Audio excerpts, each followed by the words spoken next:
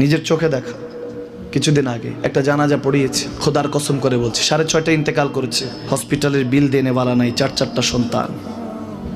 অ্যাম্বুলেন্সে ঘরে ঘরে আসবে, 1000-1200 টাকার বিল দেনে বালা নাই। কি বুঝলেন? ক্ষণস্থায়ী দুনিয়া। মুমিনের কম থাকলেও আমি বলি, কেউ যদি এসে বলে হুজুর একটু দোয়া করেন, খুব পেরেশানিতে আছি, আমি তার হাত চুমু খেয়ে বলি তোমাকে মোবারকবাদ, আল্লাহ তোমাকে ভালোবাসে। পেরেশানি তো মালিক দেয়, এই জন্য এটা রহমত মুমিনের জন্য। পেরেশানি দেয় যখন ফেরেশতারা বলে আল্লাহ চাইতেছে চাইতেছে, টাকা পয়সা চাইতেছে, বলে এটা কি? বলে ফাসেক, দে বিদায় কর, বিদায় কর।